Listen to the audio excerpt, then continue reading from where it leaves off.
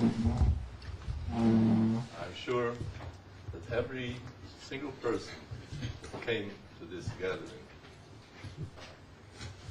is not a coincidence. Oh, I got an invitation and I'm coming. Hashem had his plans already for this occasion. In the beginning of creation. When Hashem created the world, he had already everything planned out.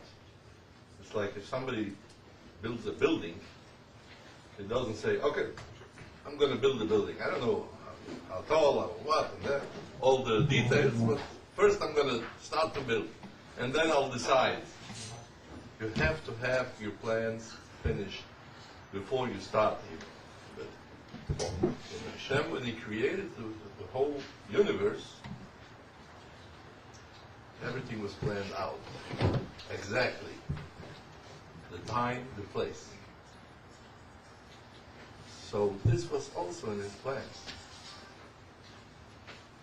That in this street, in Manhattan, and this date, Kaf Gimel Kislev, the 23rd day of Kislev, during the evening, these two great hosts will open their doors for us and we'll meet.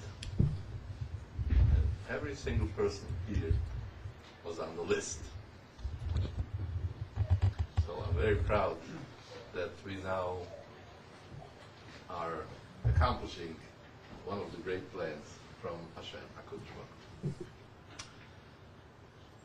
We are approaching now this great holiday, the Festival of Lights, Chanukah.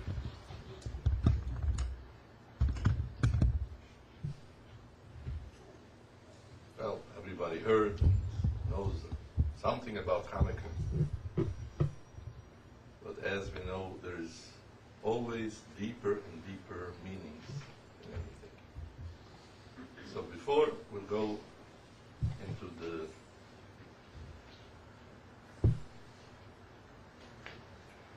inyan of Chanukah, first what I see when I meet so many people,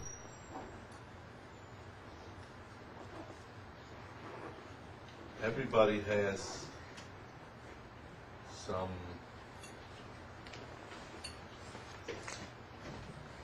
problems or confusions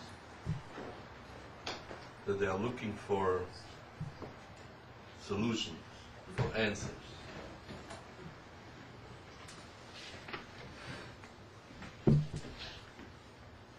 King Solomon writes,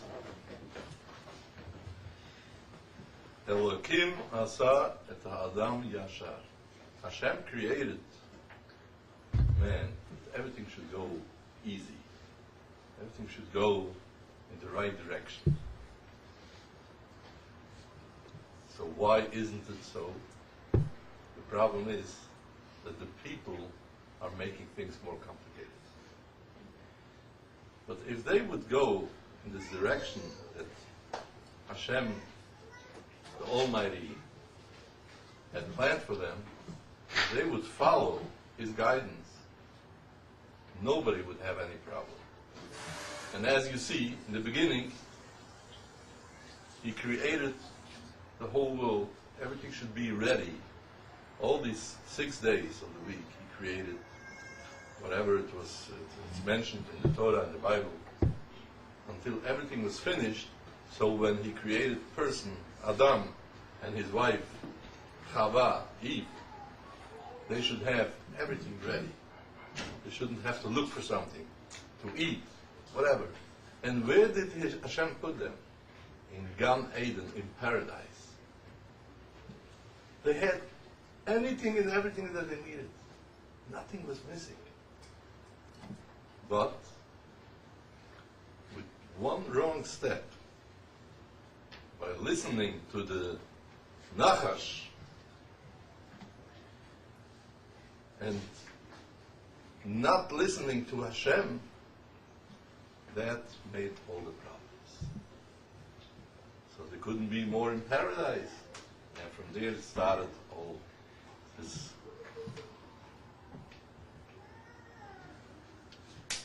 complications. So what is the advice for that? Let's go back and ask the Almighty. We want to go in the right direction. We don't need all these problems. We don't need all these complications. We want a good life. This is what you meant. Hashem is tov imeitiv. He's good and he wants everybody to have a good life. Hashem didn't create us that we should suffer. Hashem created us that we should have a very pleasant and good life. So let's not be wise guys and find our own ways that will make it more and more complicated when we have somebody that is taking care of us. We only have to listen to his guidance, that's all.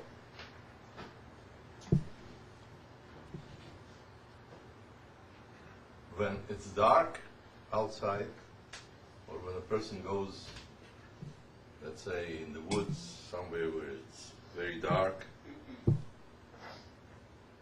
never know where you will stumble. You can stumble on a stone, on thorns, on different things that could happen over there because it's dark. You don't know where to go.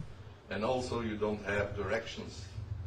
Even you know where you want to go. But if it's dark, you don't see. So what is the advice for such a case? To have some light. Now you can have a flashlight. In old times you didn't have flashlight. You have a candle to show you your way, to make light. It says in Hasidus, let's say if there's dirt in the room, you can take a broom, just wipe it, and get rid of it. But if it's a dark room, you can bring in 10 brooms and 10 vacuum cleaners and try to get rid of the darkness. It won't help you. But if you bring in a little light, that will automatically dissolve the darkness. So that's the festival of light. Show us that even in the biggest, most darkness, we have to find the light, and that makes the whole difference between going in the darkness or finding our ways in the light. First, let me tell you a story of my grandfather. His name was Rabbi Schnitzler. He was called the Chabad Rav, Rav of Chabad. He was a great miracle worker in Yerushalayim. At the time of the Holocaust, he came, as you know, the Jewish people were pushed around from one place to the other. And one place he came was called Bergen-Belsen. I assume that a lot of people heard about that place. And it's interesting, it could be the same day like today that he arrived there. My grandfather was such a kind person that he was so devoted to Hashem. He didn't miss to put on tefillin, not only when he was living at his home, even during the time when people were thrown around at the Holocaust and everything was taken away from them. He managed to have tefillin with him and to put on tefillin every day. I asked him, how did you manage? So many other people was taken away from them. I said, Hashem, I love you so much, I can't depart from you. Please don't let me lose these few mitzvahs that I have. I want to follow you until my neshama is in my body. And his prayers were accepted. And he had tefillin every day. And Shabbos, everybody had to go to work. And it came the first Shabbos for Friday, and he was so, he wasn't upset. I won't say upset because he was a very positive thinking person. He wasn't a pessimist. What he said, Hashem, I believe that if you want me to keep the Shabbos, you're going to help me.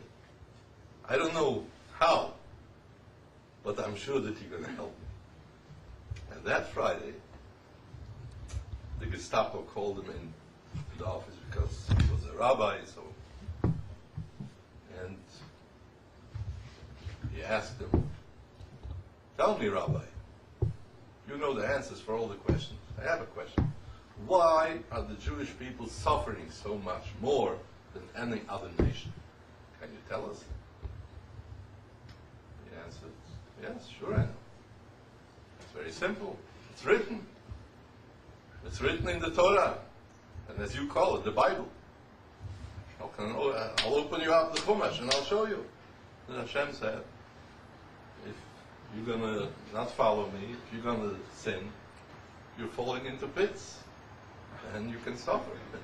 It's like, it's like a father taking a stroll with a child and tell him, don't cross the street, because if you cross the street, something bad can happen. And what is if the child doesn't listen? It's not the father that is punishing the child. He's going in a place where he suffers. So we suffer because we are not following his guidance. And the Gestapo became very angry, told him, come on, Rabbi, don't come with this nonsense. I'm going to tell you why you suffer. Because you Jews killed,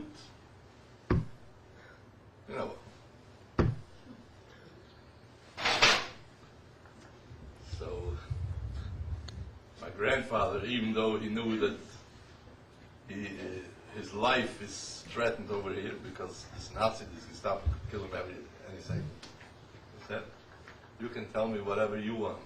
I'm not saying my opinion. I'm saying what Hashem, the Almighty that created us all, me and you, what He says. And if you want to argue, go argue with Him, not with me. He became so angry, the Gestapo person, and he pulled out his gun. Okay, hands on the wall. Face the wall. Hands up.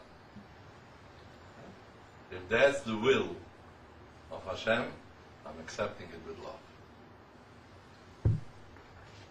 Gestapo shot out a bullet, but not on my grandfather, to the roof. He said, I love you. You're a great person. I never met such a courageous person that you're not afraid of dying and you tell the truth. And because of this, I want to give you something that nobody else has. Tell me your request. It's not my request, it's a request from Hashem that we should keep Shabbos. I can't work Shabbos. He says, okay, don't tell anybody else. I'll take care of it.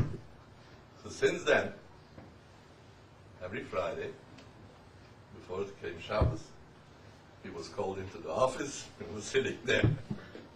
And, nobody knew. It didn't work in Shabbos. So he managed every single holiday that came up, that he got whatever he needed. Like when it came to Pesach, he just had to mention to this Gestapo person, I need some flour with water, clean, not chametz, I need matzos. And he got it. He had matzos in the worst time that nobody could have it. He had matzos for Pesach. When it came Rosh Hashanah, needed a chauffeur. He got a chauffeur. And that was in that place where he was before Bergen-Belsen. But one day he was deported to Bergen-Belsen, another place. And over there he didn't have any connections from where to get something. And that was before Chanukah. And he was worried, what will be Chanukah? How can I light Chanukah candles? I don't want to give it up, even in the worst time. Even though he had prepared even oil and wicks for Chanukah in the prior place where he was. Over there he got it through this Gestapo. But since he was deported so with no notice before, so he forgot to take it with him. So he came into Bergen-Belsen, and so he asked around from all the Yidden, from all the Jewish people there, is there anybody that has something to, let's put together something to have Neiros Chanukah? No, nobody has. So that day when he came, and they appointed the place and the barracks. Have you seen the pictures of the barracks? There was no beds over there where to sleep. It was wooden barracks, one on top of the other, like bunks or bunk beds, three layers. It was hard wood. But this privilege that they gave a sack filled with straw, so you could sleep on it. I don't know how comfortable it was, but it was better than just on the wood. So now there came a new transport. They were told that everybody should take the old sack of straw out because it must be very dirty and it could be filled with lice and other things, bugs or who knows. And they gave them this privilege that they could burn it and they'll get a fresh one, a fresh new sack of straw. So when my grandfather got his choice, his place where he was appointed to, people told him, you know who slept at that place the night before? The holy Grand Rabbi of Satmar, Rebbe Yoel. He was here until now, and now he was going to Switzerland. I don't know if you know the whole story. At the days like Kabbalah of Kislev, he was freed with the whole transport, and you had the zechus to sleep on his bed, as you call it. So my grandfather said, should I go and take this sack of straw that the holy Satmar Rebbe was sleeping there? Should I go burn it? No, I'll never do that. But anyways, he looked it through and it was clean. Not only there wasn't no lice and no bugs, it was clean like fresh from the fields. So he kept it. He looked at it a little bit and then he kept the whole sack. So now his only worry was, where will we find some oil, some wicks, or candles, or whatever for Chanukah? And he thought, the holy Satmar Rebbe was so great that he was definitely prepared to have Chanukah, something for Chanukah. So he tried to look more and more deeper in between the straw, and he found a small bag, and in the bag was prepared whatever we need for Chanukah. And that was the miracle, the Nes Chanukah, that happened in Bergen-Belsen in the darkest days of the Jewish history. And you can imagine that night when it came Chanukah, and he started to light the candles for Chanukah. What a great joy and happiness there was in the whole community, the whole people, all the people over there in Bergen-Belsen. Later, after the war, when my grandfather came to America to visit us, he went specially to the Southern Rebbe that he was friends with him from when they were still young. And he came and told him, Rebbe, you left your candles for us. We used it. And really appreciate it. So what does this story tell us? This tells us something very important. Usually, a person will say, okay, I want to be Jewish and I want to be observant, but I'll do it only when it's comfort for me. And everything goes in the right direction. But if there's any small problem, it gets difficult, well, I can't. I can't continue to do that. But if, and the same thing is when somebody is in his home, in a Jewish community, and everybody is doing what we need to do, well, it's much easier to follow the Torah. But what if somebody's in a different place, in a place where there's no Jews, or even there are Jews, but the Jews cannot do the Torah and mitzvahs, they cannot observe everything.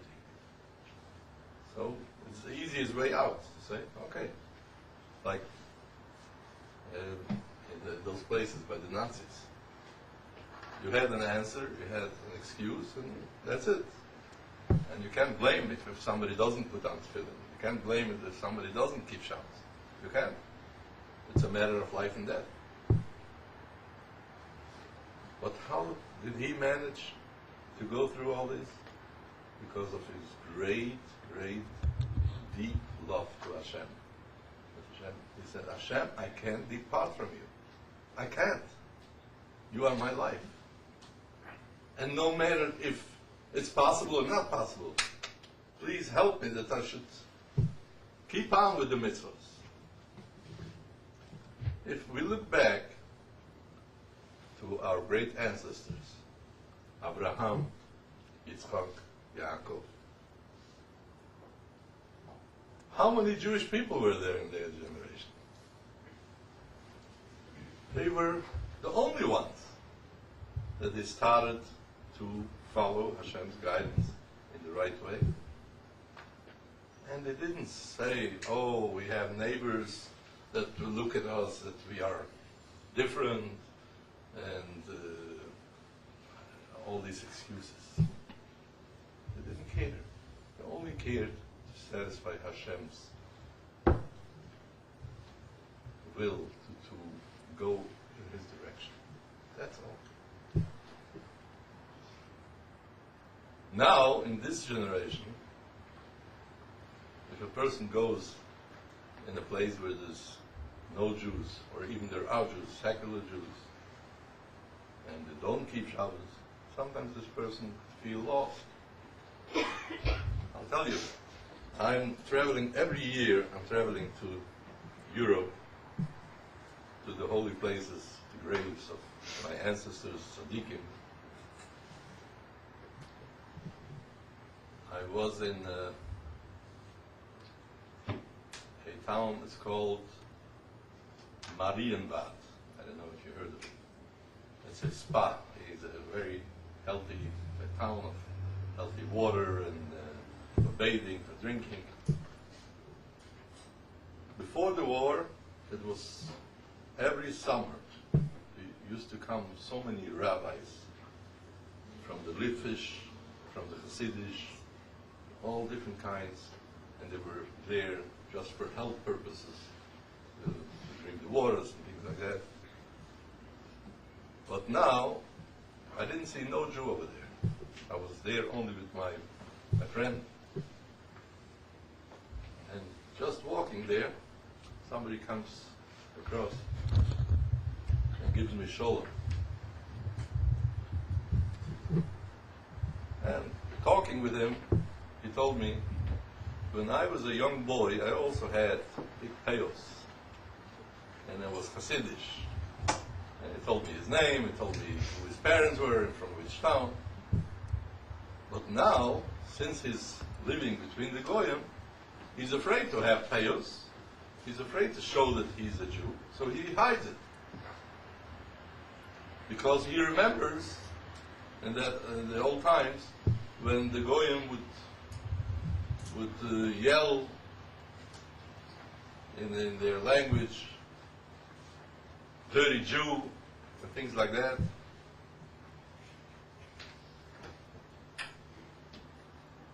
So he asked me a simple question, Rabbi, how can you go around between all these towns, Goyish towns, go around with your black bekichem, with your black hat, and with the payos openly? Aren't you afraid people will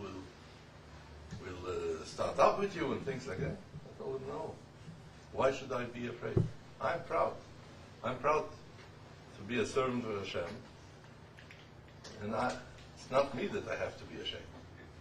I'm not ashamed. Why should we be ashamed? He said, you don't know, people will laugh at you. So who cares? Let them laugh. If I know that I'm doing the right thing, why should I be ashamed? So then, when I walked further, he was afraid to go with me together, that he shouldn't be also a target for all these anti-Semitics. I don't know what he was expecting.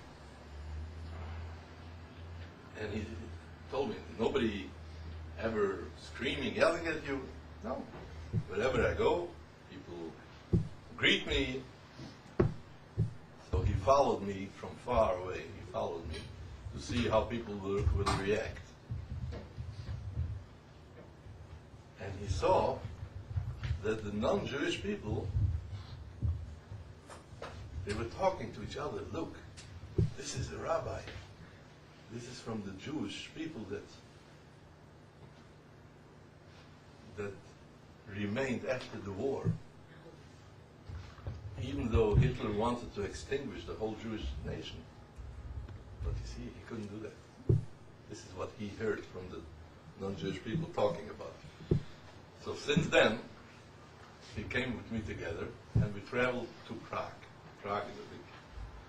At the train station, there was a whole group of from Germany, from a university, a whole group going by. Over there, he got a great fear. Oh, these are Germans, Germans from the Nazis, So he tried to jump away from me and see what will be the reaction of this whole group. So he heard, and he understood German, Deutsch, so he heard that the guide that went with this whole group explained, when they saw me, this is a rabbi of the Jewish nation that are original from keeping the Torah that Hashem gave. And he even said, for the chosen people. And he gave such a speech that he started to cry, this person. As a matter of fact, he's a professor in Charles University in Prague. He started to cry. He said, all these years I was hiding myself, my Jewishness, and I was afraid from everybody, and now I see that even the worst people are looking up at you. And then he said, I remember my mother when she was lighting the candles for Shabbos. And she was praying that her children should be going in the ways of Torah. And all these years, I lost it. Isn't it too late? I told him, no. You can start it now. And Baruch Hashem, this professor Eretz Yisrael. And he's now Shomer Torah Mitzvot all the way. He's not ashamed anymore.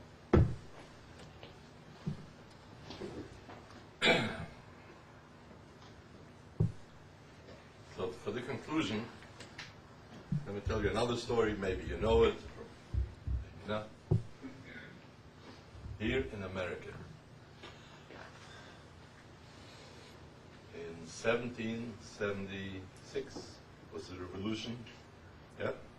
The British, because they couldn't take all the yokes and the taxes that they have to pay for Britain.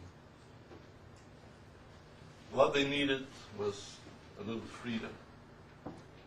Freedom. Have your life on your own. And if you want to know more, Christopher Columbus that found this continent, he was Jewish. And there's proof. In one of his papers that he wrote before he died, he wrote 13 letters. Nobody knew what are these 13 letters. But one of the Jews that came with him told him he was one of the Marranos. In Spain, in Portugal, you know, at that time, they forced the Jewish people either to convert to Christianity or to die under the Auto da Fe, to get killed, to be burned alive. So his mind was since he was young, to find a place where he should be free to practice Judaism, to practice Torah life. And that's why he had this whole dream to find another country where there's no such pressure. So he explained that these 13 letters are the first letters of the Shlosh Esrei Midot Harachmim. We say the Slichot, and every time we say Tachnun, Hashem, Hashem, Keil Rachum, V'chanu, Erech Apayim. That was the Rashi table, the first letters of these. And they checked it out, and that was nothing else. So the whole idea to find this continent of America was for freedom of religion. That nobody should be there on top of the pressure. You can say, hey, you can't be Jewish, you can't follow Hashem, you can't follow the Torah. So when it came to the revolution, George Washington, one of his main ideas was freedom. We need liberty, we need freedom. So he had in his army, he had a lot of Jewish boys that came from Europe. One of them fled from Poland. Why? Because he saw this Sinat Israel, but how much those people hate the Jews. That even if somebody was a good Jew and tried to be good to everybody, the governor or the mayor from the city or the town would look down on him and make fun of him. And those times, every governor or mayor had a Jew with him that he would call him Moshke. Like Moshe, he would call him Moshke.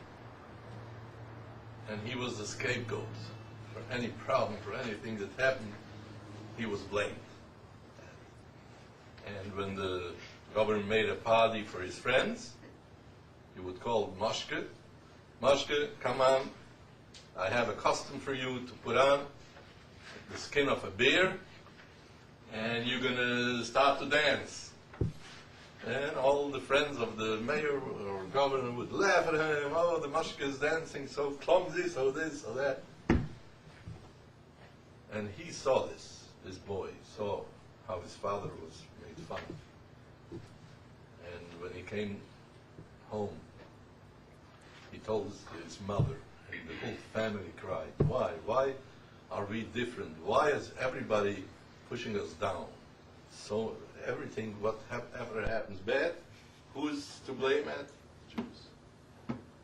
So he got such a resentment to stay there, that he said, I heard there's a new place where you can be Jewish without any problem, and I want to be there. So then is when he fled to these States.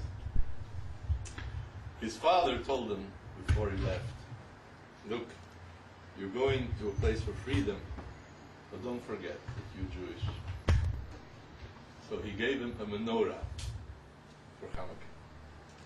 Remember, every year when it comes to these dates, please don't forget to light the menorah. So he was here, and he also was in the army of George Washington. And that year, in the winter, was very big,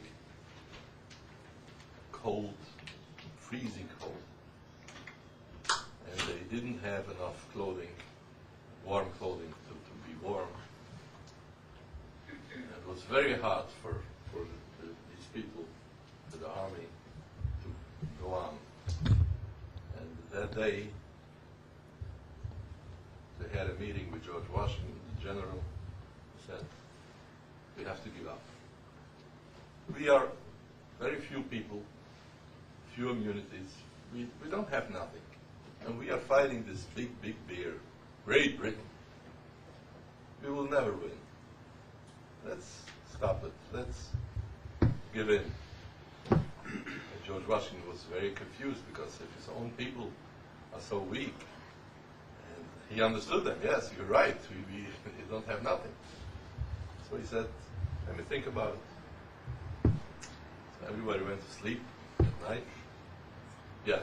So that night was Hanukkah, the first night of Hanukkah. And this guy wanted to light the candle for Hanukkah. But all this Heshbonot come up.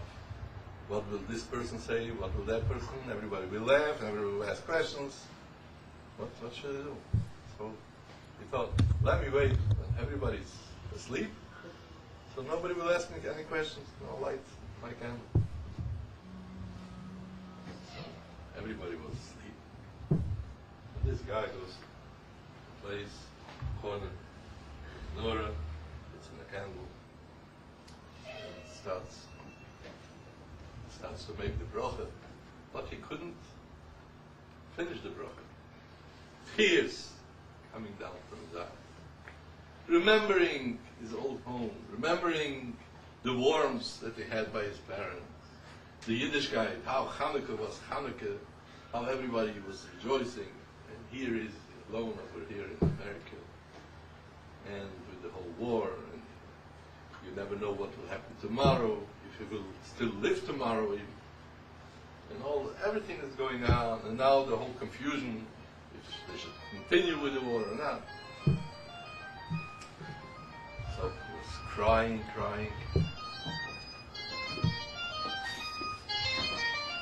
And all of a sudden, he feels somebody is tapping him on his back.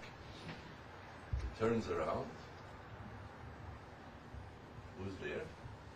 None other than the general, George Washington. The general's here. The general tells him, look, my child, what are you doing here? And why are you crying? So he told him, I remembered my home, where I was growing up. My father, my mother, my siblings. And now here I'm alone. But this is the only thing that my father gave to me, to keep up with the Jewish religion. And I want to light the candle. And I remembered what happened at the time of this miracle that happened in Israel and Israel. That was the same thing like now. The Yevanim tried to oppress Jewish religion, that they shouldn't keep the Torah, they shouldn't follow Hashem's guidance. And what happened? Only a few, very few people, Jewish people, the Hashmonaim, the Maccabees, that they said, we can't take it anymore. We can't live such a life. This is not a life. And they fought with these strong Yevanim that were much more people, stronger people, more immunities. And what happened, this great miracle, that they won, they had the victory. So when I reminded myself, I remembered all this, I was praying, please Hashem, we are doing now the same thing. We don't want oppression. We want to be free, that we should be free to serve you, Hashem. So I prayed that you, General Washington, and we all should have some victory.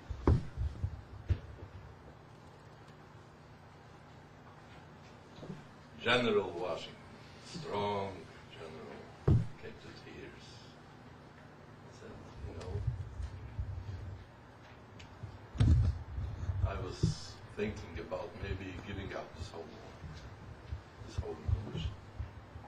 But now that you told me this, that there was such a miracle once, I am sure that your prayers now will help us, that we will have victory. You are of the nation of prophets, and from your mouth to God's ears. So finish the prophet and with the candle.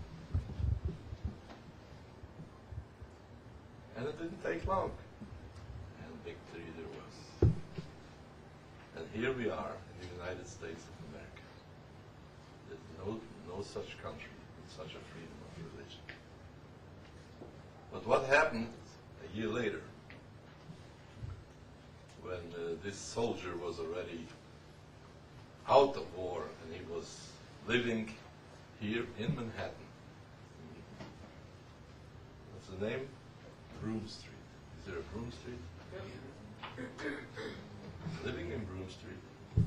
And when it came Chanukah the first night, he took out his precious menorah to light the candles. And when he lit the candle, somebody's knocking at the door. Who could it be? It's already night.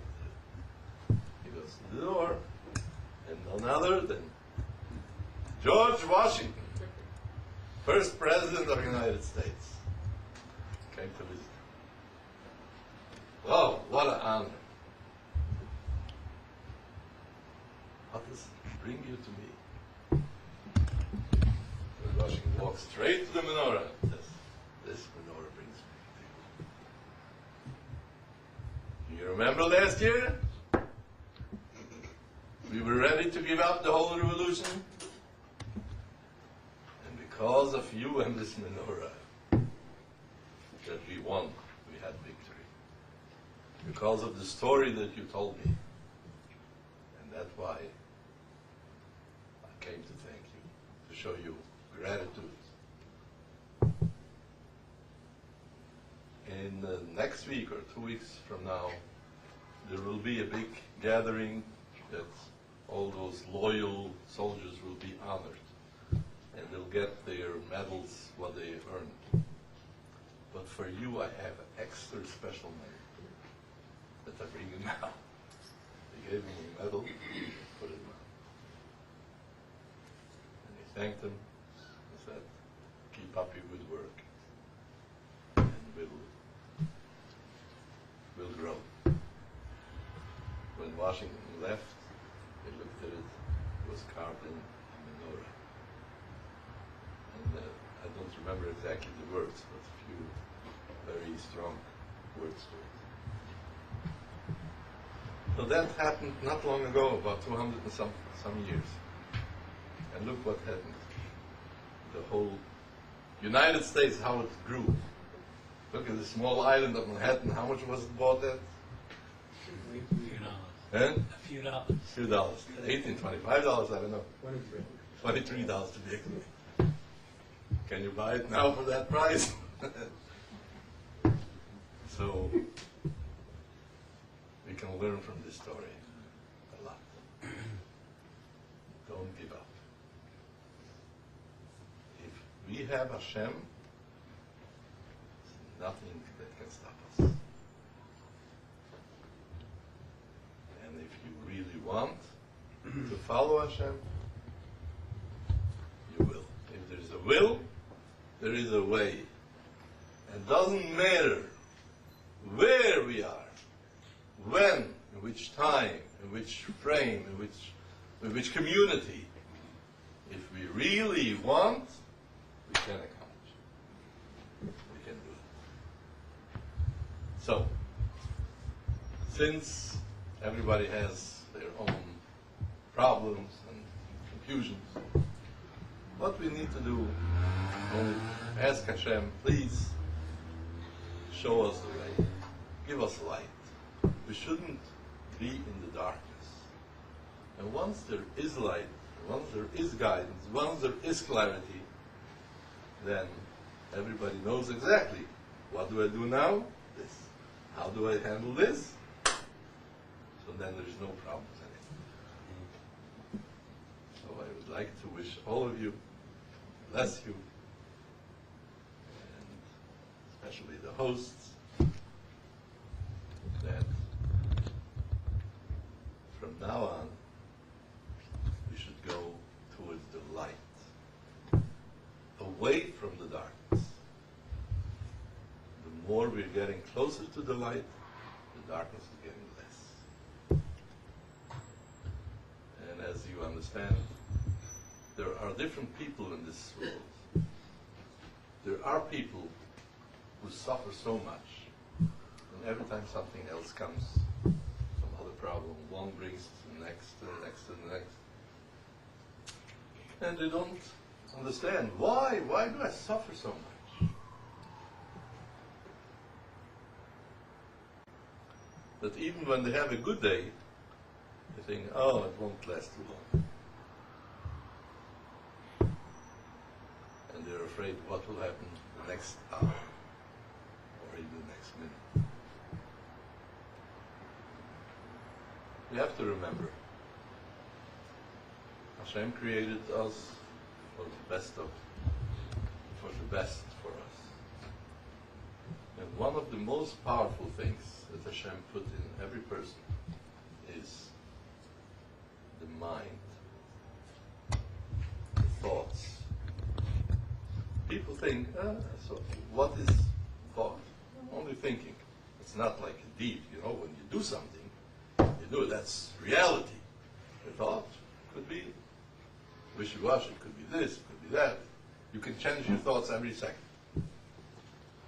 But if we would know the power of the mind, of the thought, and what we can accomplish with it, with Hashem's help, our life would be completely different. Just take an example. Take two magnets. If you put it in the right direction, one to the other one, it will, even if you hold it a little far from each other, what will happen? It will click, become like one. What will happen if you turn it around? Have you ever tried? It won't click together, and even if you push it with force, it will resist if you turn it around the other way. That's the power of our mind. The power of our mind has both qualities. A quality of attraction and a quality of resistance. Now the question is, what is our mind frame? If a person thinks negative, then it's attracting negative things to happen. It's a pasuk. It's a pasuk. whatever I feared of became reality.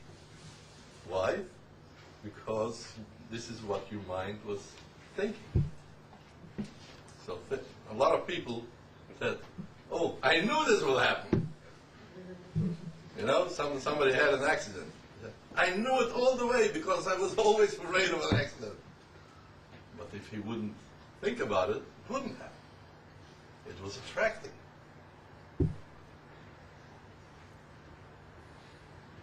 And what if something good comes to this person's way?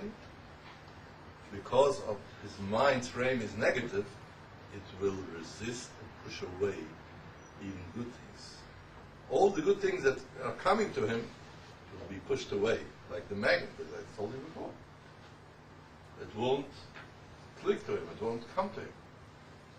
It will just be resisting. On the other hand, if somebody is thinking positive and knowing for sure, no questions about it, that Hashem is good, that Hashem wants the good for us, what happens? It attracts all the good things in life. And it happens. He's getting more wealth, health, and joy, simcha, whatever you want, all the good stuff.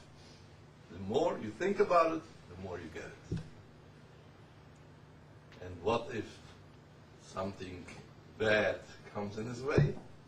It resists, pushes away. It will never get to you. Why? Because you are positive. So that's what we have to believe and go in that direction. And that's the difference between light and darkness. We have to live our life filled with light because we have Hashem. And with Hashem, we can accomplish much more. We can accomplish a lot. So just I'll finish my drasha with a small story. Once, somebody came to me and he introduced himself, "Rabbi, one thing, I can discuss with you anything, but not religion." Why?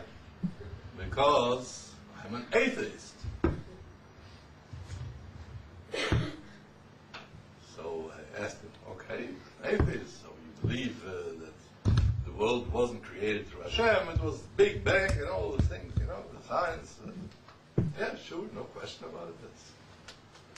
This is proven through science, and no question about it.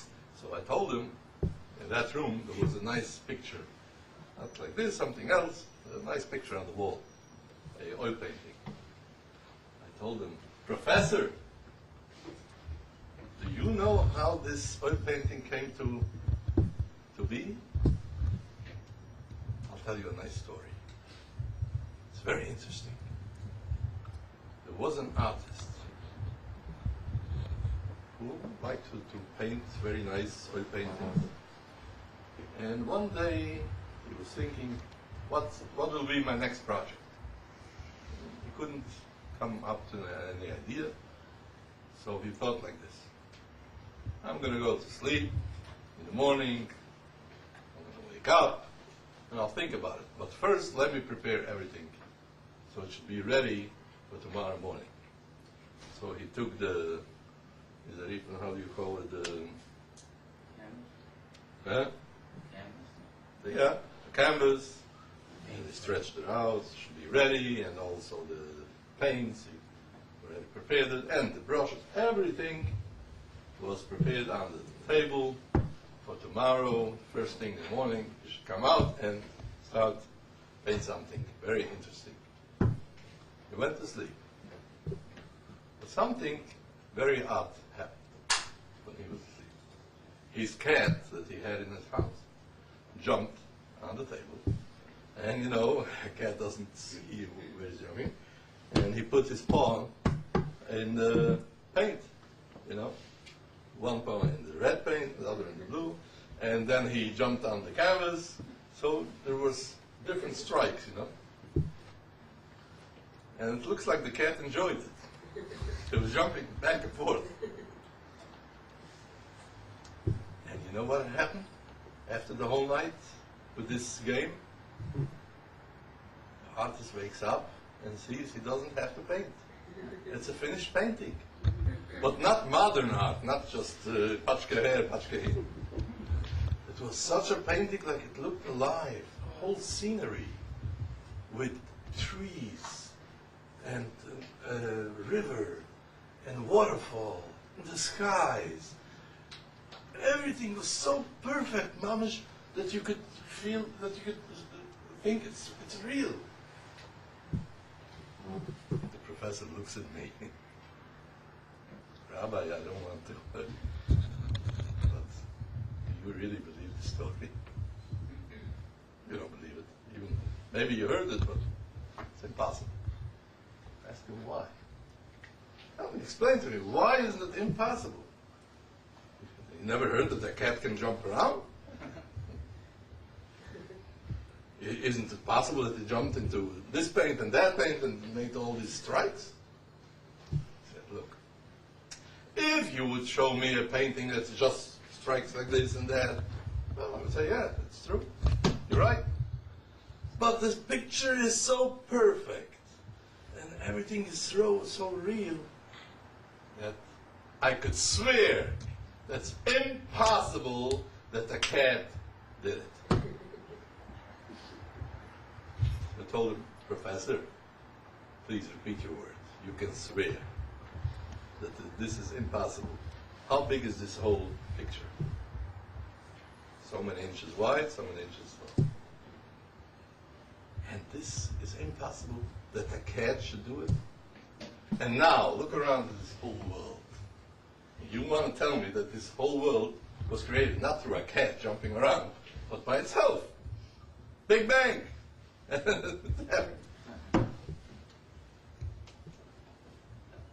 I said, Rabbi, I give up. You got me. So, there's no atheists. They think they are atheists. But in reality, you can show them and they will tell you if you're right. I know of a person that also said he's an atheist, and he was on a plane. And when the pilot announced we are in great trouble, and one of the how do you call it, the wings are broken or something is wrong, and we have to prepare to all these things that we were warned in the beginning, and we don't know if we will make it. So what was his words of this professor? Shema Yisrael, Hashem Elokeinu, Hashem Echad. This atheist. And Baruch Hashem, they had a miracle that they landed. But since then, there was no atheist there. So I want to tell you, everybody,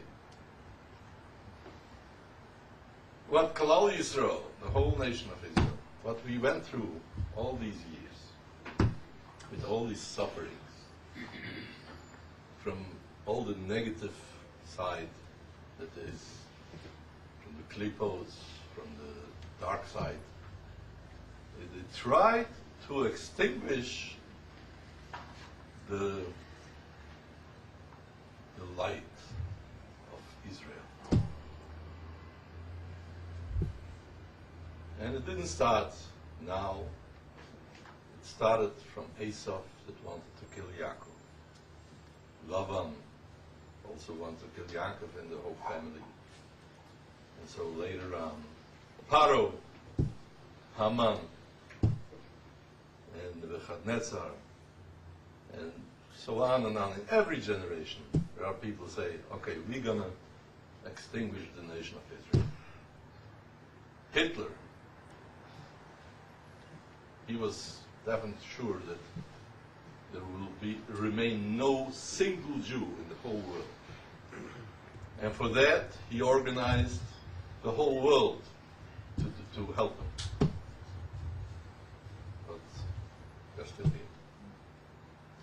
Mark Twain, great writer, writes, this is one of the greatest miracles in the wonders of the world, that nobody can deny it.